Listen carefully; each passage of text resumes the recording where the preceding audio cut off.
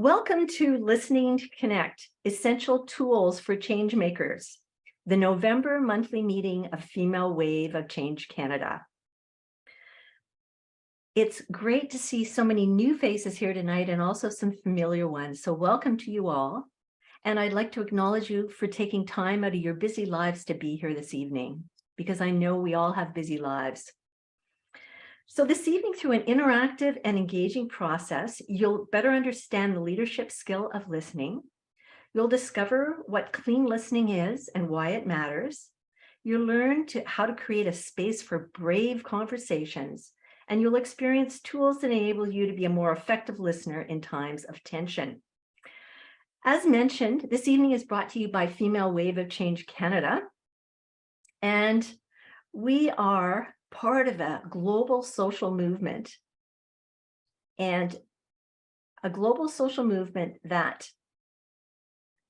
enables and supports the idea that authentic feminine leadership holds the key to creating a better world, a more conscious, equitable, just, sustainable, and peaceful one. And we are a movement that is now in about 40 countries around the world. And I am honored to be the ambassador for Canada of this global movement. And in order to build the community and the network, obviously with support across Canada, I incorporated us as a national member-based nonprofit in December of 2020. And we officially launched on International Women's Day, our first monthly meeting on March 8th of 2021. So we are still very young and still in startup mode, I would say. That said, we have a wonderful group of members and supporters and looking to grow more and more in the coming years. So one of the things I'd like to share is if somebody's, I think maybe somebody wants to mute themselves. There's some background noise coming through a little bit. Just want to be on mute if you're not talking. Thank you. Before we get into the conversation with the featured guests, I just like to say we've started something new called the Ripple Report. And this is a time in our meeting when we ask participants, what activities or projects have they recently been involved in that are creating a ripple or a wave of change? So we only have time for a couple of shares here, but I welcome a couple of shares. And if people have others, they can put them in the chat. So does anybody have something that they're doing that they think is, that they believe is creating a ripple of change? I think I'm going to be okay. I just got 5 bars now. I switched my connection because we just got fiber optics, and I've switched my connection to another server. So fingers crossed. I can't believe you've been to 5 bars already. Leave it to you, Jan, to make fun of it. Anyway, let's get one or two more ripples. Yvonne. Hi everybody, I'm Yvonne Silver in Calgary, Alberta. Women in Wisdom Media is my firm. I'm CEO for that. It's also the host company for the Women in Wisdom radio show. So the Ripple is in sharing amazing women who've risen from tragedy to triumph on the show. I recently had a TEDx speaker. I know many of the people on the call today are speakers or coaches. Might want to listen to that one. And then next Tuesday, I'm airing one with a professor who has an HR background as well. So we did get to talking about women of color and women being the first in their particular role. So there's quite an interesting conversation related to gender that's coming up next Tuesday on my show. So if we're not connected, please reach out and I'm happy to connect. Thanks, Yvonne. And I guess we'll take Monica and then we'll move on. And if people have others, they can share it with the chat and we'll capture those. Thanks so much. I'll keep it short. Just last week, I was coaching with one of my clients who is an executive in a big firm here in Canada. And my intention has always been to coach leaders so that they can then their positive change can affect their teams positively.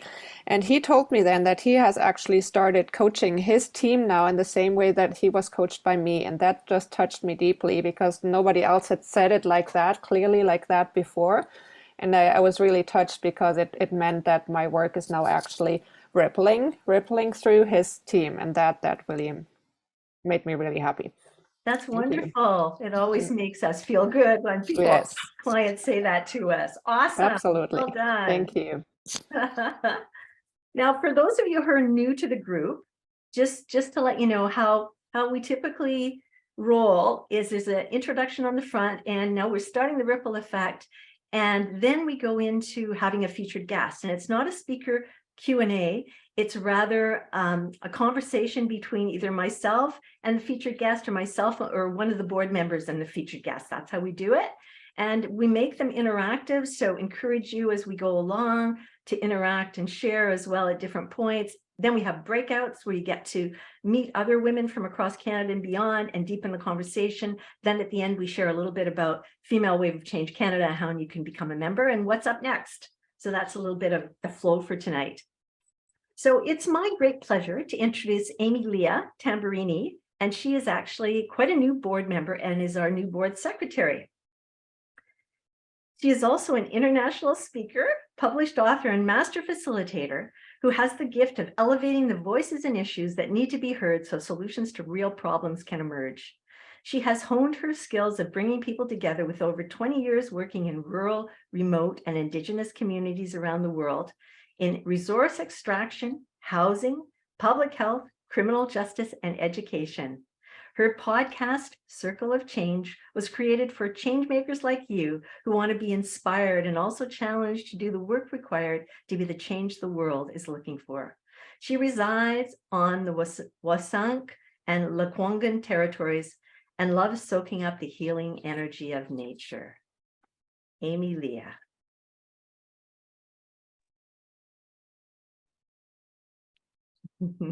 Thank you, Pam. It's so great to be here. And I do just want to start by acknowledging the lands that I am calling in from, the Lekwungen and Wasank peoples. And my heart's work is with Indigenous people and have the honor of working with them, and certainly bless this land every day. Thanks, Amy Leah. So I understand there are 3 agreements that you use when you're working with people in groups. Can you please share them with us a bit, and also why they're important for us as leaders and change makers? Yes, absolutely. Thank you. Gosh, my heart's happy. First of all, this whole topic lights me up. And I'm also happy just to see so many beautiful, familiar faces in the room and some new faces as well. So thanks to those in my circle who came to support this conversation tonight. And I'm really excited. So the agreements, I want to set them up by first prefacing that I work in contexts where there are many differences of opinion, where there are power differentials, there are cultural and worldview differences, and there is trauma present. And we do a lot of prep work to get people into that space. And when we arrive, the work continues to really help people to hear each other. That is ultimately the goal. So one of the most powerful tools that I use to help people hear each other is to bring agreements into the room. Now, I used to say that agreements created safety, and I don't say that anymore. I believe that that is a different sort of force. What the agreements do is they set a collective intention for how it is we want to be together during the conversation. So I really see agreements as an energetic tool. It's not a list of rules, it's an invitation for a way of being together. And what I love about the word intention is that in medical terms, intention means the healing process of a wound. So we can think of these agreements as a way to begin that healing process, healing tension, healing divisiveness between you and others. So the agreements that I'm going to put into our space and invite people into tonight I have adapted from other teachers that I've had the honor of working with, and I encourage everyone here to take these and implement them in your various settings, to use language that works for you. And you don't actually have to say them. These can be for yourself as you step into the conversations that you're having. So the first one is to invite in curiosity. Curiosity is a magical tool because it cannot exist with judgment. Now, judgment is ever present in conversations where there are differences of opinion. And it's actually a natural protective mechanism that each and every one of us carries. It's a way for us to stay safe, and it has served all of us in very important ways. And when judgment pokes its head up in conversations, we move from listening to defending ourselves, or a defensive stance. And when we're in a defensive stance, the only result is war. When curiosity is there, it really keeps our heart open. And we don't take things as personally, and we begin to wonder, like, wow, why that difference of opinion is so interesting. I wonder how their life experience may have shaped that. Or, hey, ooh, I wonder what this thing is going on in my body right now. Let me get curious about that. So when we can show up in that way with curiosity, we actually listen more cleanly. And I'll tell you what that is in a second. Keeping our stories sacred is the second agreement. And this is really about honoring that every interaction we are having with another is sacred. And when we can show up consistently and not repeat other people's stories on behalf of them, we become safe to be around. And we become someone that others can really open up to and speak their truth. And that's just so important in a conversation around listening. And then the third agreement is to love unconditionally. I love this one. It's like radical acceptance. It's saying, you know what? I'm not perfect. They're not perfect. We are all conditioned human beings in this space. It's recognizing we all have hardships. We all have trauma. We all have ways of being that do not represent who we are at our core. So those are the agreements that I'm inviting us into tonight, and that you can take with you: curiosity, keeping our stories sacred, and loving unconditionally. And the importance of this in terms of leadership, for me, this is an intentional way to show up. We're shifting right now from unconscious leadership, the seeking external power and power over, to a conscious leadership model where it's really seeking authentic power, which is power within. And that's what these agreements help us to step into. Thanks, Amy Leah. These are beautiful, and this bit about curiosity, it is so true. It shifts your energy totally when you come from a place of being curious about why somebody does something, rather than saying, why don't they do it like us? What's wrong with them, right? Beautiful. Well, thank you. What is clean listening? Yeah, I love this. So clean listening is really about acknowledging that we have filters on all the time when we listen, and we hear everything through them. So something is said out here, and it comes in through this filter, and then our bodies have, an experience with that based on our beliefs, our past experiences, etc.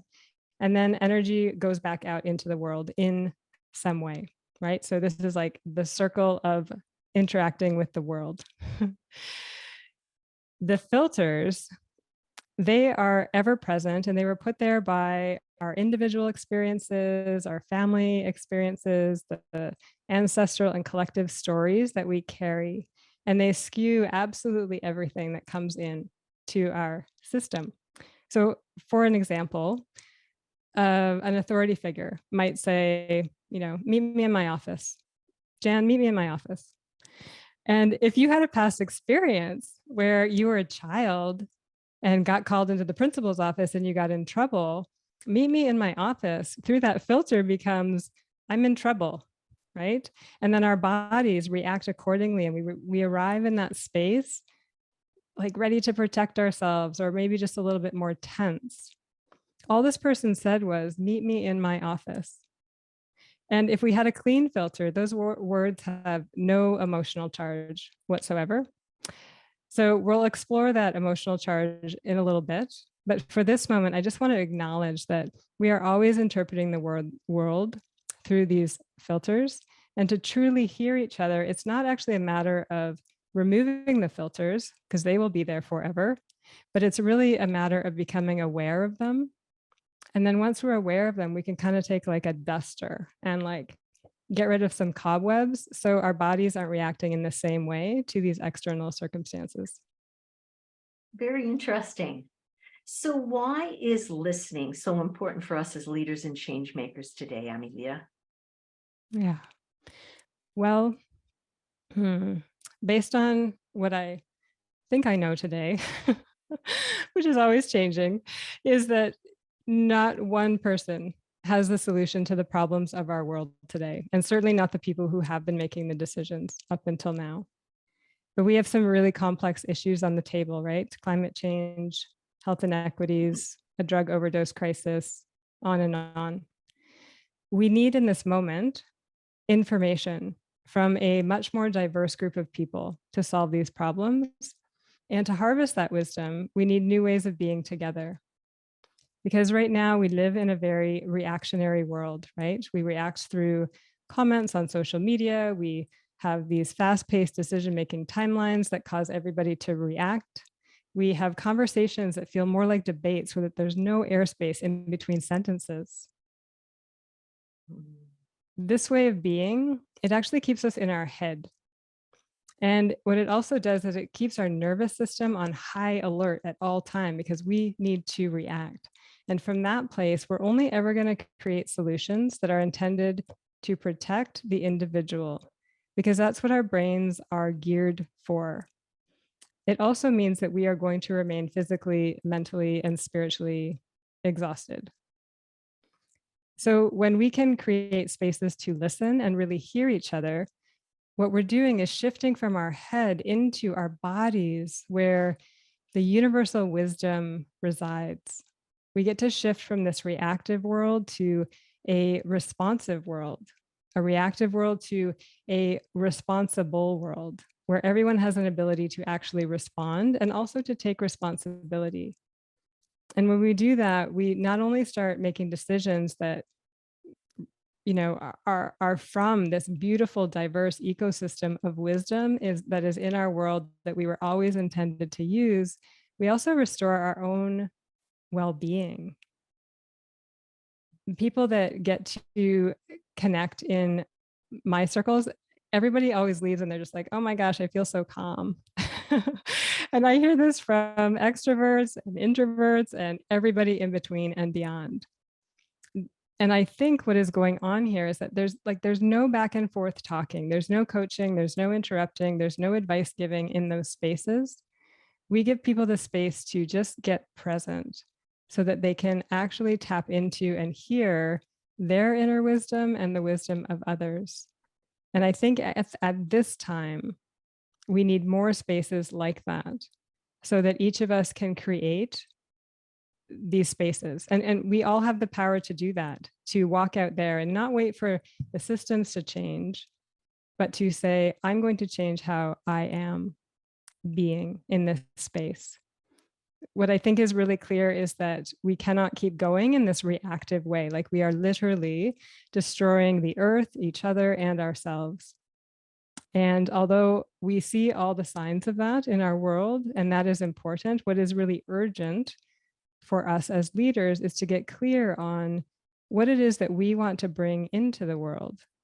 And if it is more peace, more harmony, more equity, more inclusion, then we must create spaces and create the bodies to hear each other, to hear that diverse wisdom that is there. Thanks so much, Amelia. This is really interesting, and we're just touching the tip of the iceberg here. But you're totally right on, and we are burning ourselves out, burning the planet up. And I love the fact that you do circle work, and the circles are and the idea of whether it's a talking circle or a sharing circle, they are so powerful because they do create that space and those rules, if you will, for people to listen and hopefully to hear as well. So thank you for that and the work that you do. Now we're going to go into our first breakout. We have a couple breakouts tonight, and Michelle's going to set these up for us.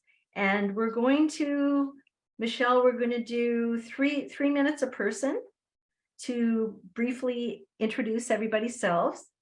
And the question is, I think Michelle's going to put it in the chat as well. The question is, or somebody else maybe should put it in the chat is keeping in mind the 3 agreements, and they are: invite in curiosity without judgment, keep our stories sacred, and love unconditionally. So those 3 agreements.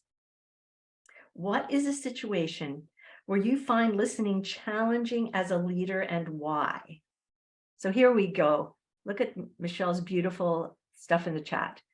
So I ask you, yes, to choose a timekeeper when you go into the groups, and you each have 3 minutes a person. And ideally, someone may wish to take a few notes, but I want everybody to be able, we want people to participate. So at the end of it, you'll have the opportunity to share. So you can identify one person can share key takeaways from your group. And again, we might not have time for all the groups to share, but we want to get a flavor of what went on in your group. So here you go. Everybody's clear on what we're doing here? Anybody not? So you have roughly 3 minutes a person, and there's a bit of time coming in and out. But if you can try to stick your 3 minutes, that would be great. Back, everybody. We're coming back slowly here. Okay, we got, oh, everybody's back. I think so. Okay, then welcome back. Hope you enjoyed your session. And does anybody want to share briefly some key takeaways or a key takeaway from their particular group? And it would be helpful if you use the reaction button at the bottom, because I can't see everyone. Gloria. Great. The group asked if I would share a little bit. There was a lot of consistency in terms of some of the things that we found challenging in meeting with people that have different views than we do. But I was telling the gals about, I mentioned that I'm participating in the Sophia Institute program that's going on right now with Lynn Twist and Sarah Vetter. And we had on as a special presenter the 1999 Nobel Peace Prize laureate, Lima Bowie, who was quite phenomenal in terms of the changes that she made where she lived in terms of, some of the abuses and just terrible abuses with women over there. And one of the things she said that really stuck with me is that when you're looking at somebody, a perpetrator, or just in conversation that you just are really opposed to in terms of your thinking and values, you need to see their humanity first. And if we just look at everyone's humanity, recognizing that everybody has a story and everybody came to that, which then opens up the door for curiosity and less judgment, and just remember that we're all one and we're all connected. And when you hurt, I hurt. So but it was that recognition of their humanity and having more compassion and love, which is really the things that are going to change things anyway. Thanks, Gloria. That's a beautiful share. Thank you for that. You're welcome. Anessa. So we had essentially 3 themes where we find it challenging to listen in leadership. And we talked about why we found it challenging, which was really informative. One of those themes was that when we root ourselves in love, particularly when times are hard, it keeps us grounded in what's really important in that moment. And it keeps us out of judgment. Another thing that we talked about, that listening can be difficult when a fixed mindset is kind of present in the room or in the space. And I've shared a mantra that I have, that I recite to myself when that's happening, that reminds me to be in love and in light in that situation, and how it helps me be a better listener and supports me during that time. And then we also talked about a third theme, which was a cancel culture, which I think I also would associate with a bit of a fixed mindset versus a growth mindset, but it inhibiting evolution in organizations and in communities, and kind of not allowing space for other thought, other stories to come to light and be shared. So I think those are the three themes that come to mind. Thank you, Anessa. Some rich discussions here. Deborah? Well, there seemed to be a theme of, for us, is that when we're in a new situation and we don't feel grounded, it's harder to get into those places because we're more in the sympathetic and the place in our body. So it's really about the body taking us off our center, and then having the ability to love ourselves unconditionally and the other person's people that are around there, and be able to say our truth, to say, I'm having a little bit of a difficulty here. Why don't we just break and take a breath and come together so that we can all be on the same page? So it was interesting that we all sort of felt our body could take us off our center, and we can also come back onto our center through our body and our breath. That was Interesting. actually, Amelia, did you want to comment? I don't think so. I just love and appreciate and certainly resonate with everything that has been shared. And I think these themes are actually going to be carried into what comes out in the remainder of this conversation. So yeah, beautiful. I wish I could have been in every room. So Amelia, can you please unpack what's going on in these moments when we find listening challenging? Oh, I'm sorry, there's one other person. I'll take Sandra. Sandra, I'll take you before quickly. Hello. Okay, I'll keep it succinct. A few of the topics or themes that came up were, and there was some overlap, was with regard to family. Sometimes it's challenging to, as a leader, in those situations, to follow the 3 agreements. And so in the family and online, working online in groups as opposed to face-to-face. And a couple of ideas that I've had since talking about it was maybe personality analyses. I've done that before face-to-face, or more icebreakers in the beginning, just ways to kind of loosen the group up, which I'd always done face-to-face. And the third theme was with parenting. Sometimes it just being a little difficult in relation to the question posed as a parent, to take that high road always. So, and looked at what came up was to remind oneself to be kind. And I've heard these saying over with experts, be firm but kind with parenting. So yeah, it was wonderful, and it's nice to see the variety that came up today. Thank you. Thank you for sharing, Sandy. Okay then, Amelia, so can you please unpack what's going on in these moments when we're finding listening challenging? Yeah, absolutely. And beautiful. And I love that just parenting came in as a leadership role, because absolutely 100%. And I feel like I've done so much work on myself, and I'm such an integrated human until I go home and visit my family. And then I'm like, oh, have I done any work? I don't think so.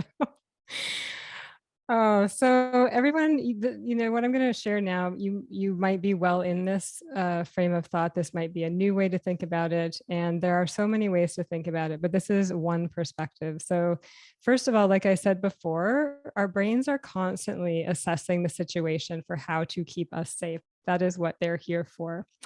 And so when we are listening to people, we're literally always talking, it's like, what did they want from me? What is the response? How can I fix this? Like, do I know something about this? Or, oh my gosh, do I have like food in my teeth? Or, oh, I got to go to a meeting. Like, when is this person going to stop talking? Or, oh, I have the answer to that. Like, we're just like, it's constant.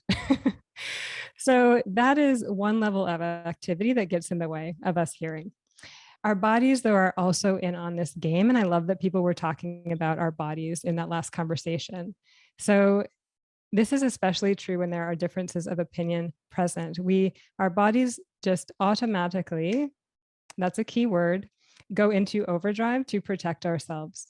And the reactions that you might be seeing in yourselves and others, and that you might have described in your small groups, are the fight, flight, freeze, fawn responses. So fighting is like you're getting defensive or argumentative, or that it's the I'm right, you're wrong. And it is the essence of us versus them. There's also this flight response where we are checking out and numbing out or leaving. And our society is built on supporting us to do that trauma response. We have the freeze response as well, which is really a sensory overload where there is really nothing going in or out. We can't really hear, we cannot find words.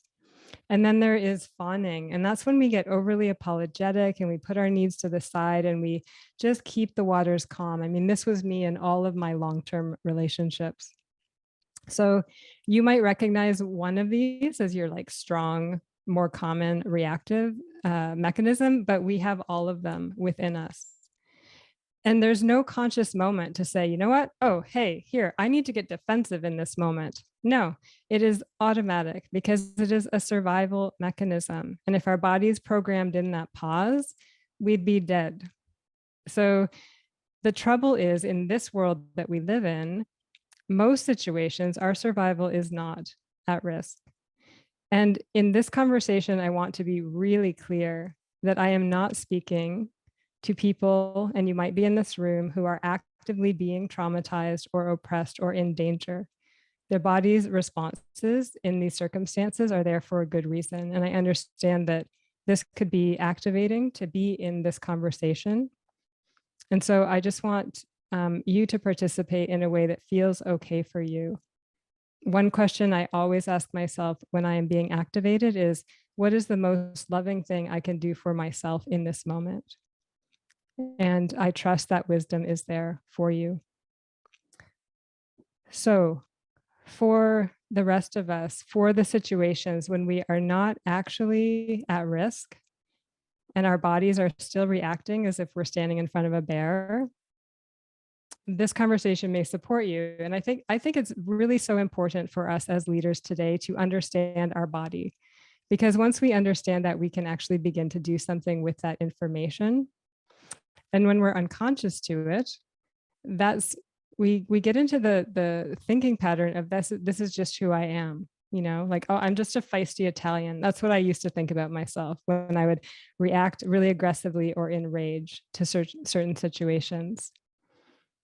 But when I understand that my body is actually reacting to old wounds, to old stories, that really gives me my power back to make a different decision and show up like I want to do in this world. And when we can understand that, when we can understand these behavioral patterns that we see in ourselves and others, it really opens the door for compassion, which another group brought up today. And when we have that compassion, our heart is able to stay open, our nervous system is able to stay relaxed. And it's from that place that we can then access the curiosity, the connection, and we can listen more cleanly. So you've sort of segued in there, Emilia, but how can we transition from these trauma responses or stress-related responses to a calmer state where we can truly listen? What are some tools and some ways we can do that? Yeah, so I'm going to actually bring people through a few of them. But just to repeat that, you know, when it's that sympathetic nervous system, I think, Deborah, you brought that up, when it's activated, we cannot access curiosity or compassion or this sense of our sacred interconnectedness. It is not attainable to us. So if it's our intention to come into a room and really deepen our connection and understanding of another person, then it's really important that we find ways to calm our nervous systems down. And again, I'm speaking of situations when we're not actively in danger. So this is a business meeting, a community meeting, it's a conversation with your kids or your parents, or maybe it's a neighbor, maybe it's you're facilitating a conversation in a group. the best thing we can do to calm our nervous system is to get present, And that was already mentioned. And this sounds simple enough, but for whatever reason, us humans, wow, we actually find it very hard to do. So I want to give you 3 ways that you can integrate into your life at any time. And I want us to do these together. That's the invitation. Of course, you don't have to do anything that you don't want to do. And bring to mind that situation that you talked about in your small group, because your body might actually have some activation going on already in just thinking about whatever that situation was for you. And I invite you to close your eyes. If that feels good for you, you can keep your eyes open if you want. If you do, I just recommend you kind of not look at the screen per se. And step 1, this first one is the breath, And this was already brought into our awareness. Now, it sounds simple enough. We are always breathing, but it is another thing altogether to get conscious to it. So I encourage you to take a deep breath in, a big belly breath in, extend your belly and up through your nose. And then exhale through the mouth. And I want you to bring all your awareness to this breath and invite you to do that 2 more times.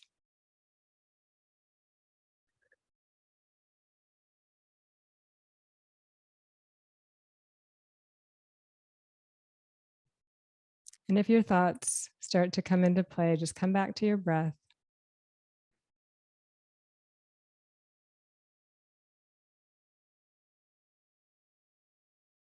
Now I invite you to take 2 fingers, a thumb and your index finger, and I invite you to just rub them together ever so gently, like you can feel every single ridge on your fingers, and draw all your attention to this activity.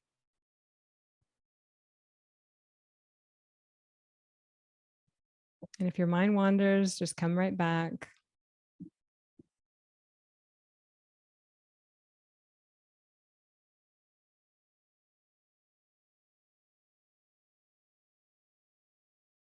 And then the third one, I invite you to get present to the farthest away sound that you can hear.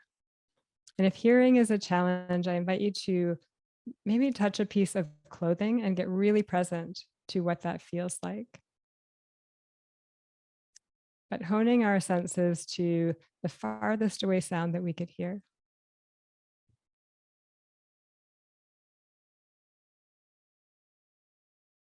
Now I invite you to hone into the closest sound you can hear, and that might be your breath.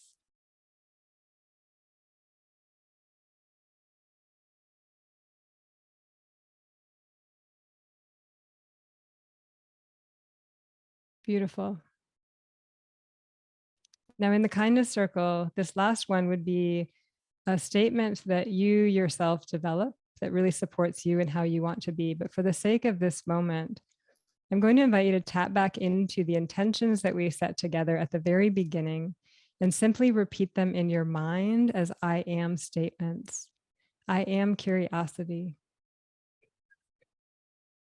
I am a sacred container. I am unconditional love. Beautiful. So when you're ready, come back out of that state and into this room. And I invite you to type in the chat how you're feeling in this moment. How you're feeling in this moment, in your mind, in your body, in your spirit. And as you're doing that, I'll just say a few more words here. I love all the words. Grounded, calm, centered, present, settled. Yeah. Calm. Present, peaceful. Yeah, beautiful. So it's from this place here that we can access that curiosity, the compassion, the patience, the loving words. And it's where you can find the connection to yourself and to others.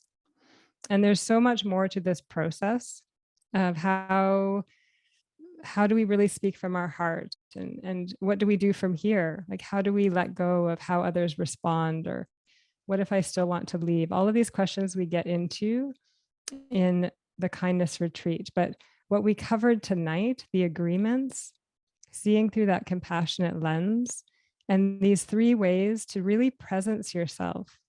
These are tools that we can practice for a lifetime.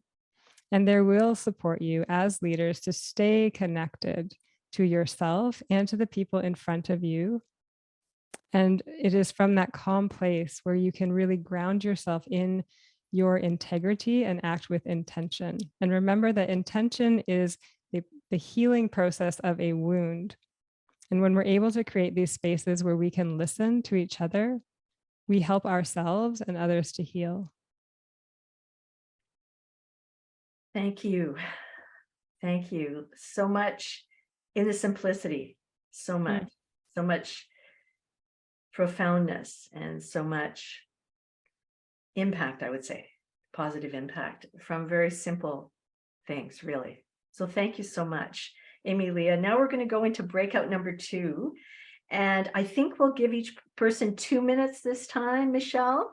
So we're going to make these a little bit shorter to briefly introduce yourselves and then answer the following questions. What is a key takeaway from today?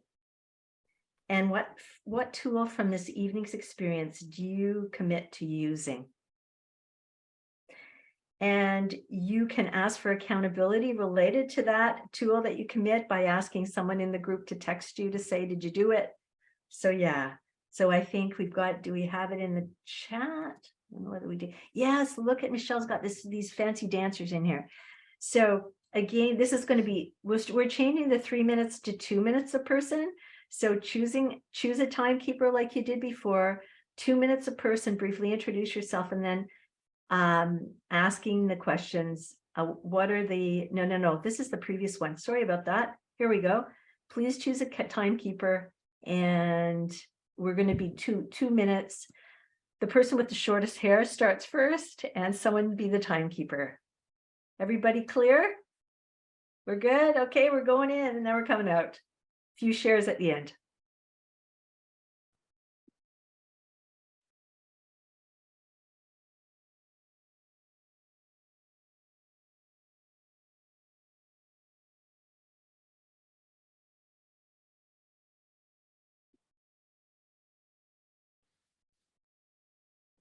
Wow.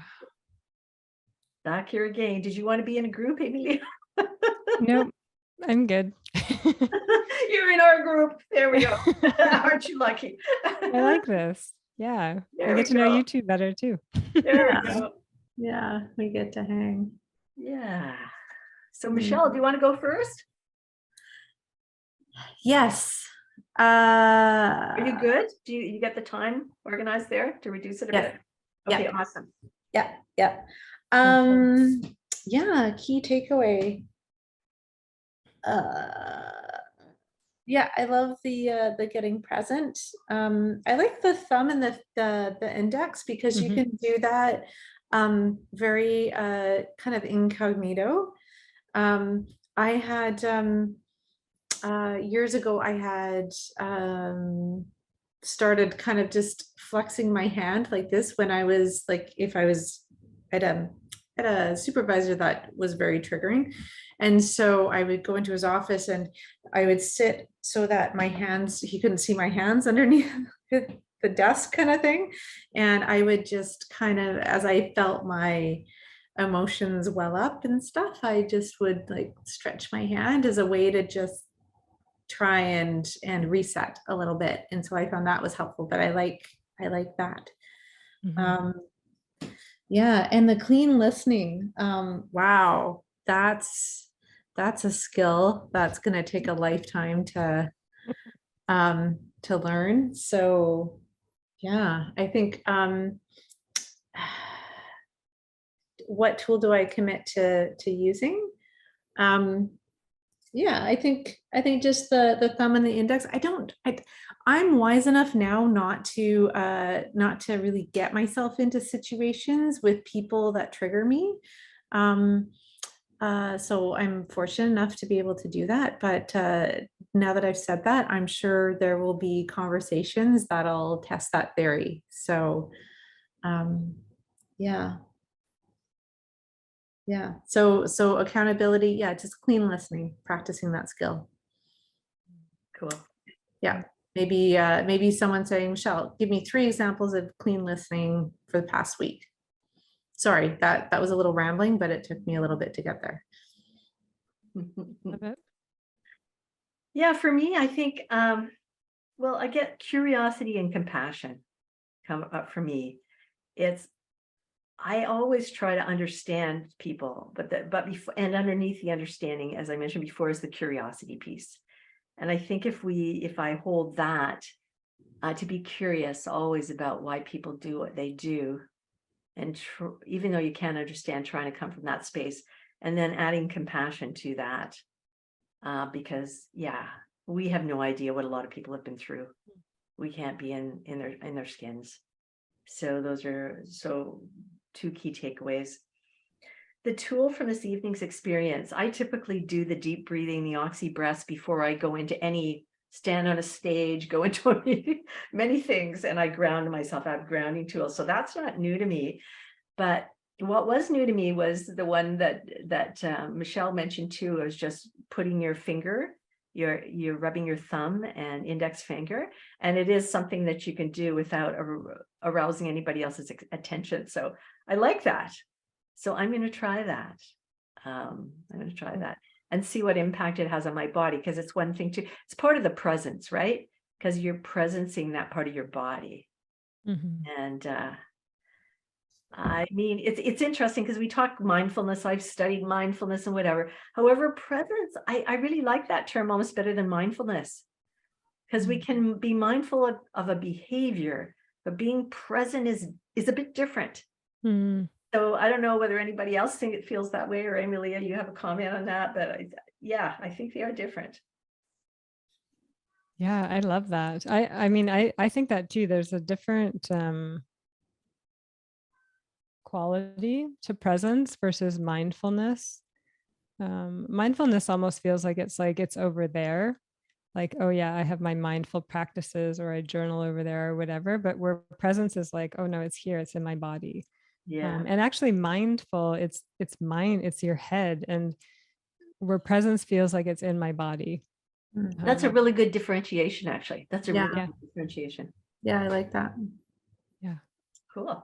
It's cool. I love these debriefs. This is why I love the circle, because I'm like, oh, I'm learning too. It's so great. I didn't have that thought before. So how much more time do we have? Just I'm looking. We have 3 minutes and 21 seconds. Good. Yeah. Yeah, well, we're good. We're good. Yeah. We are. So Amy-Leah, did you like, you're giving us you're the facilitator this evening, basically, or the featured guest. Is there some tool that you found most effective for you? You know that the fingers, I learned that recently in a positive intelligence training that I did, and where he just gives you tons of tools with all your senses to get present. This is the one that really stuck for me. And Michelle, like you said, I love it because it's not like me putting my hand on my chest and doing deep breathing, or, it's like, oh, I can do that under the table or when I'm just standing, and it's just really effective. Yeah. There's something about it. Cool. Yeah. So I love that. The whole concept of clean listening, I created that term when I was writing the article for Douglas Magazine. And when I was writing notes for this, I was like, is that really the term? Like I'm like, I've been unpacking it on a deeper level. Yeah. And I just keep thinking, can we really clean our listening, or is it? I feel like if I could, so whenever I hear clean eating or the use of clean, my connotation is to think of, if it's not clean, then it's dirty. Right. And then when I think of dirty, it's like there's judgment attached to it. And so, so I love the concept of listening without an emotional charge, but I feel like playing with the term clean might be interesting. Yeah, like and it's where I don't know if you find that as well. Like there's also a clothing store in Kelowna called Honest, and I take offense to that because I'm like, well, so that's a little presumptuous and judgy, like, and so I don't know. It's weird, right? Certain terms just I don't know if it's just an individual or Interesting. Yeah, it's not clean listening. It's like, oh.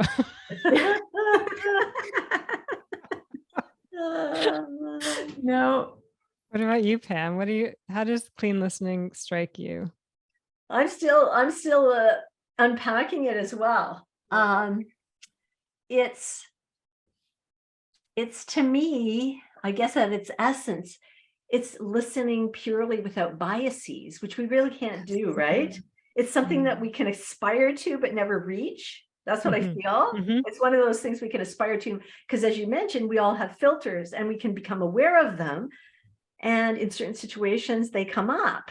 And then, I know when someone reacts to me in a way, I think, well, did I trigger that? Was that me or was that them?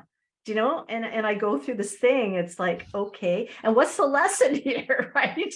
But there's always, to be totally clean, I think it's something we aspire to. I don't think we ever really get there. It's a work in progress. Yeah, totally. Hello. Maybe it's like open listening, like, or I don't, it's the seeds planted. I'm gonna, it's in there just rolling around. I like that too, because it's just a disruptive phrase. So it kind of makes you pay attention, right? It's like, okay, yeah. We're just talking about clean listening here. Finishing up our discussion. We got some more people coming back. Yeah. Overture. Yeah. Here we go.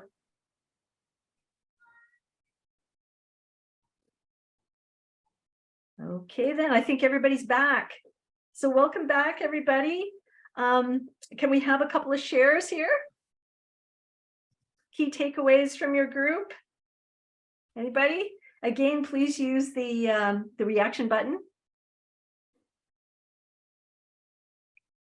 There's a hand up. Monica. Thank you. I think one of the biggest takeaways, like we all took something away. We all love the 3 agreements and the 3 tools. And I think we're more or less committed to using them to different varying degrees. But one thing that stood out for me from our group, and we had a little extra discussion around it, was that the unconditional love actually needs to start with ourselves. And that was just an extra little layer of takeaway for, I think, for all 3 of us, if I can say that. So thank you. Beautiful. Yes. It's hard to love anybody else if you don't have love for yourself. Exactly. That's Very where it big. needs to start. So true. Thank you for that, Monica, and your group. Thank you. Janet. Yeah, so for me, it was today the takeaway was reminder of the agreements. Because a couple of years ago, Emily and I were in discussion on a lot of agreements. So my takeaway, though, on that was particularly, I am a sacred container. And the first rule of thumb that I kind of distract myself from as an Enneagram 8 is I need to trust myself. Because without trusting myself, I'm unable to trust others. Interesting. So Sue and Joy may wish to share what they came up with in the group. It was a lovely conversation. Just a little thing for me. I'm obviously the breathing is part of what I do, but the thumb and the forefinger is such a cool thing that you can do in a meeting and nobody even knows you're doing it, but you can be doing this for you. So I love that little tip. Thank you so much, Emily, and for everything you shared tonight. Thank you. Just Cynthia.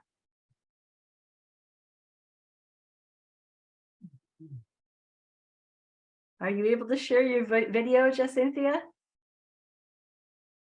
If not, you can unmute and share key takeaways from your group.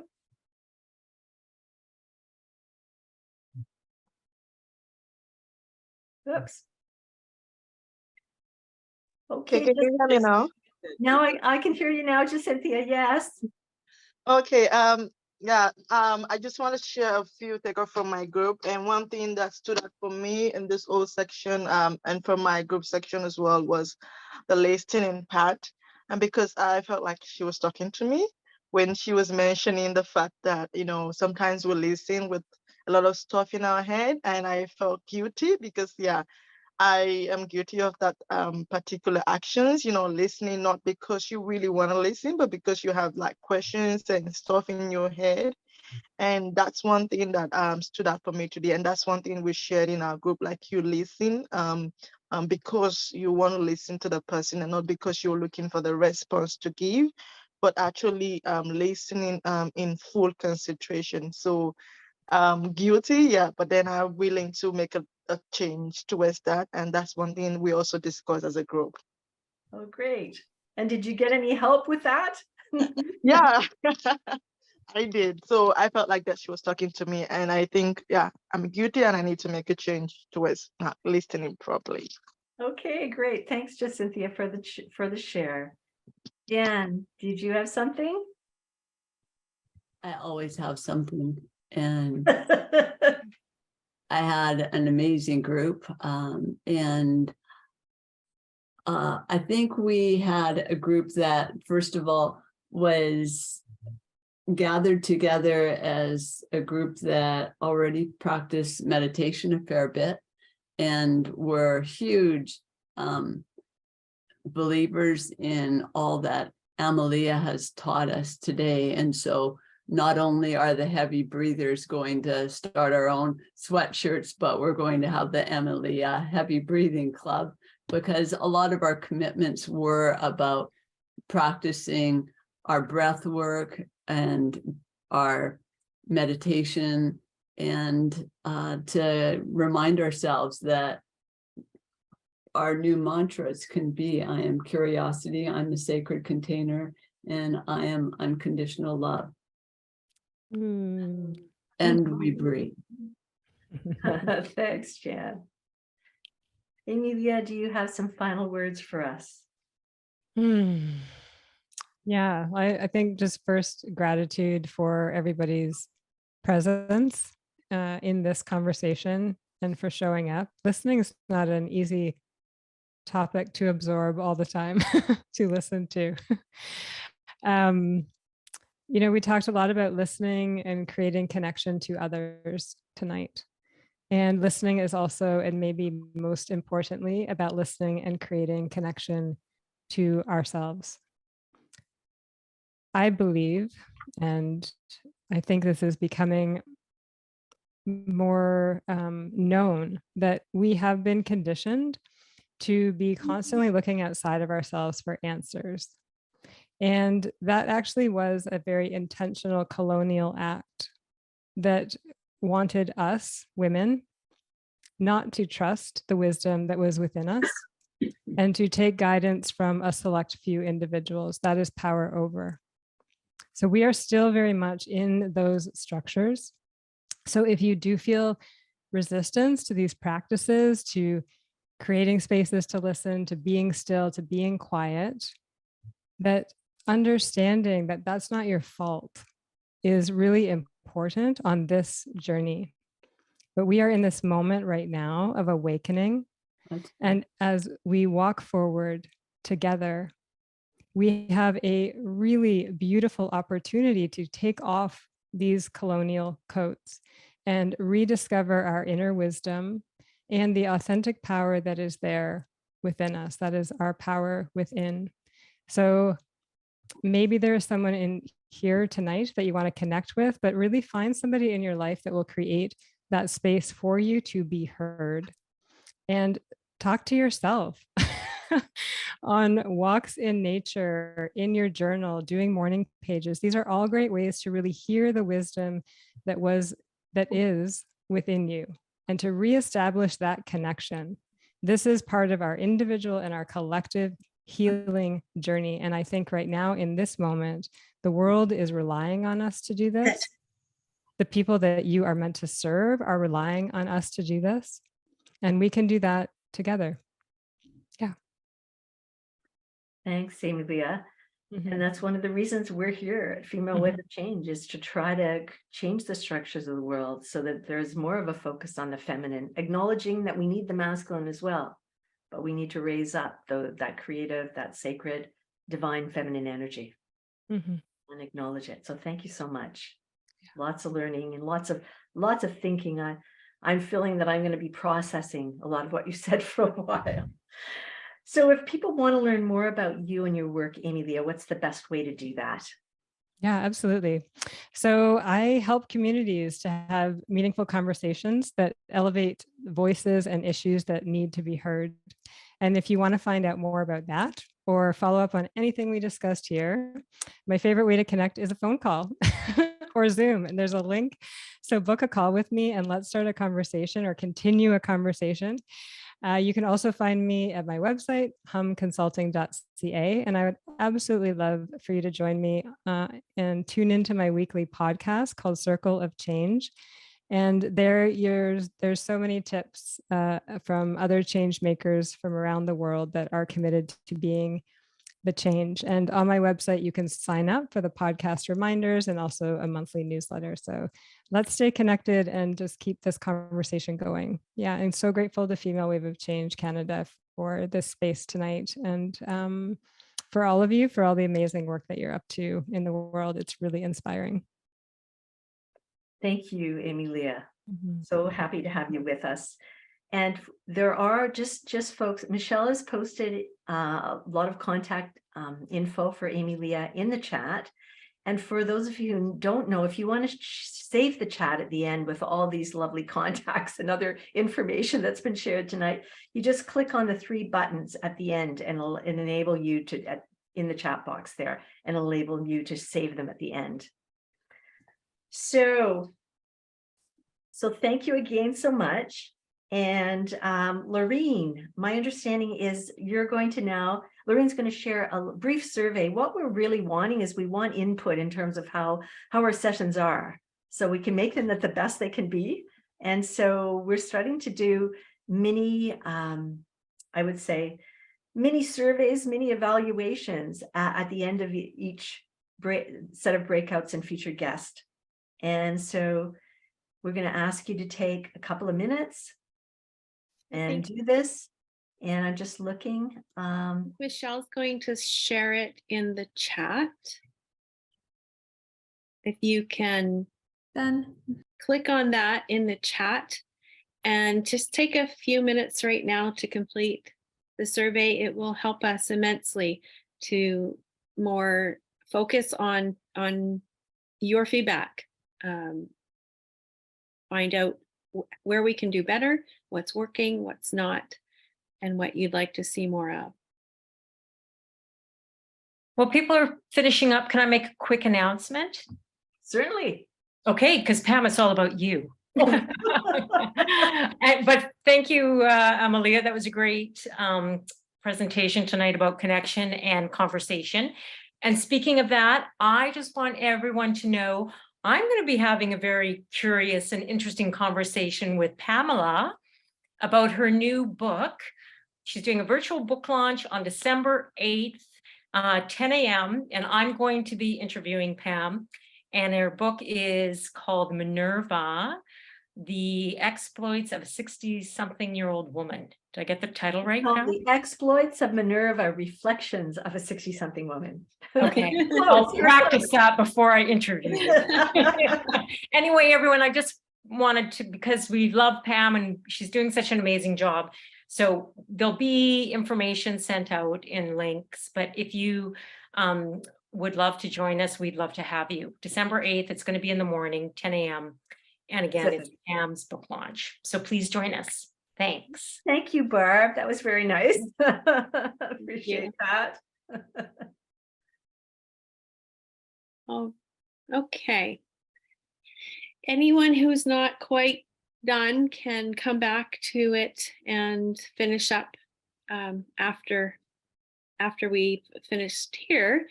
I want to share with you all my screen now. So let me know, Pam, if you can see that now. It's great. Thank you. Yes. All right. I just want to take a few minutes to tell you about Female Wave of Change, who we are, what we're doing. We are a global membership, Female Wave of Change Canada. Pam is the president and ambassador to the global group. We are a diverse and welcoming community. I just need to move my screen. There we go. Committed to strengthening feminine leadership and leading change toward a better world. We are part of a global social movement that has membership in almost 40 countries, and our core values are central to who we are, including authentic feminine leadership, partnership and collaboration, gender equality, embracing diversity, and interconnectedness and sustainability.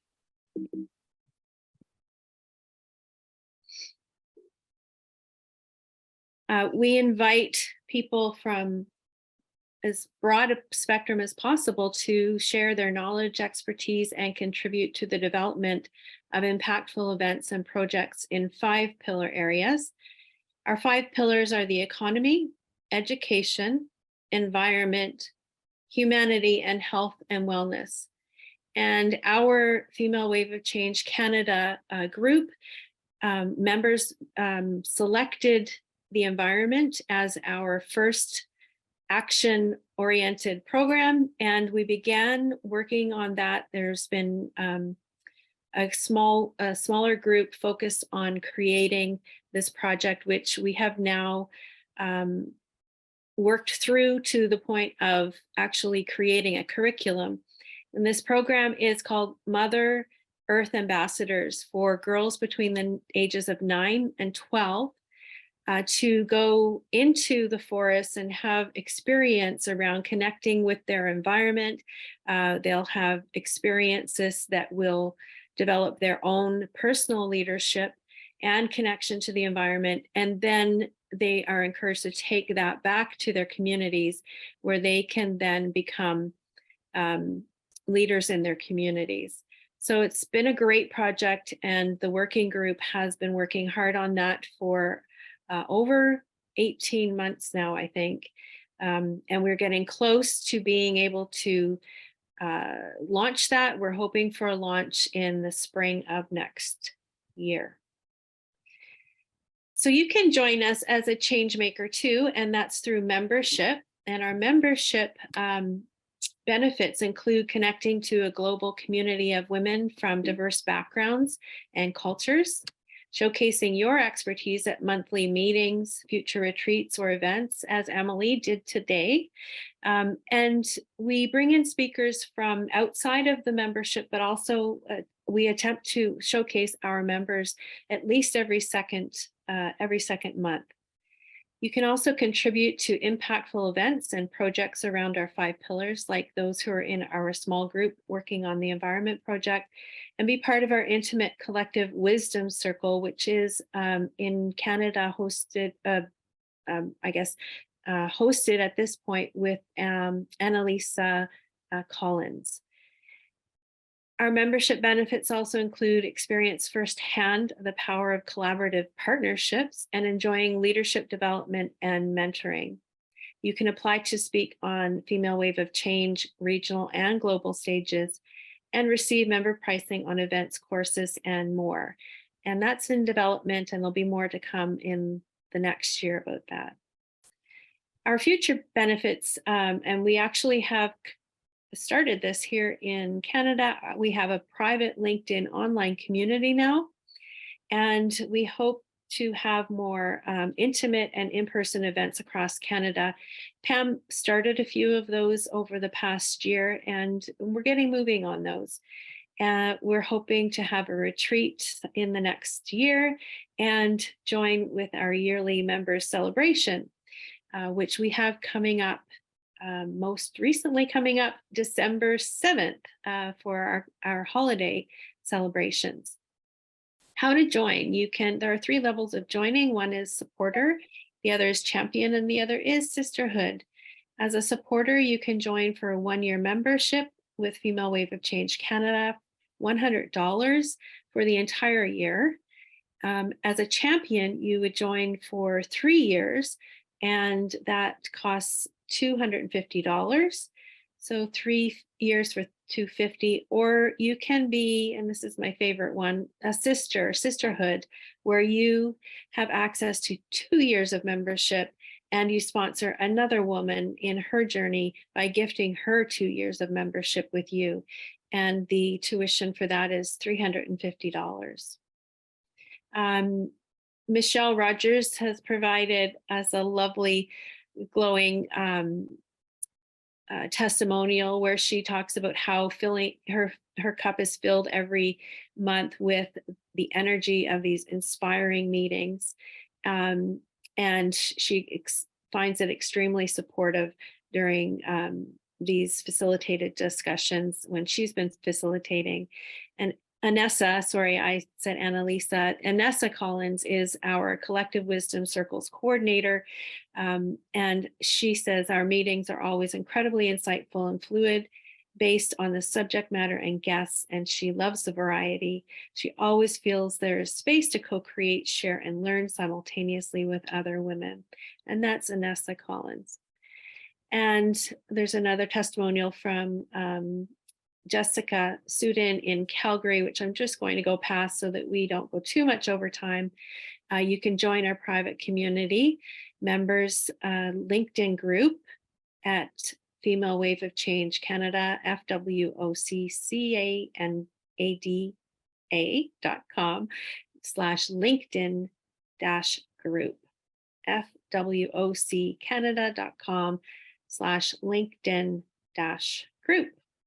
And that is for members. So here's to reshaping the future and creating a better world together. And we hope to have you join us as a member. And if you are a member, our next meeting is on December 7th. And Pam is going to tell us more about that. Thanks very much, Lorraine. Before we go there, I just want to say that I just want to let people know that we do not receive any money from the parent, Female Wave of Change Global. And so we depend totally on our memberships and donations to run and also for our projects, just so everybody knows that this is a labor of love here. We're all volunteers and we get no money from the parent. And we'd love to have you. As you can see, there's an amazing group here and we hope to keep growing and stretching ourselves as the year goes on. So yes, Lorraine, thanks very much for putting that up. Our next event, typically we have our monthly meetings the 3rd Wednesday of every month from 4:30 to 6 p.m. Pacific. Around the Christmas season, we obviously shift that because we don't want to have it right around Christmas. And so our next event is December the 7th. It's going to be fun. It's going to be a bit different. We're going to have giveaways. We're asking members, actually, do we have that? We're asking members to fill in a form if they're interested and contribute. If they have a gift they want to contribute, it could be a signed copy of a book. It could be, Lorraine, do you want to share? You're doing a belief. What's your gift giveaway? Just share it. My gift giveaway is a 1-hour session with me for coaching, personal coaching, one-on-one. Yeah, so we've got all sorts. So we're inviting people to fill in the jot form if you're interested. And I'm just wondering, where is that?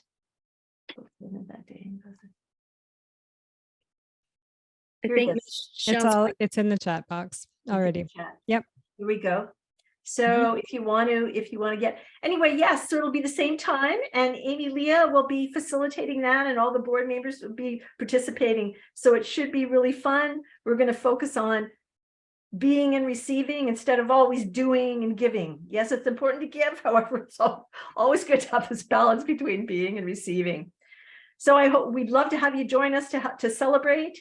And thank you all. Thank you, Amy Leah. Thank you all the rest of the board members too here tonight. And thank you all participants for your active participation and amazing listening and comments. Really appreciate it. And looking forward to hopefully seeing you again soon. Take good care, everyone. Thank Thank you. Thank you. Thank you. Thank you. Bye, everyone. Thank Bye, you. everybody. Bye. Awesome. Thanks, Emilia. Thank you. Thanks, everybody. Bye for now.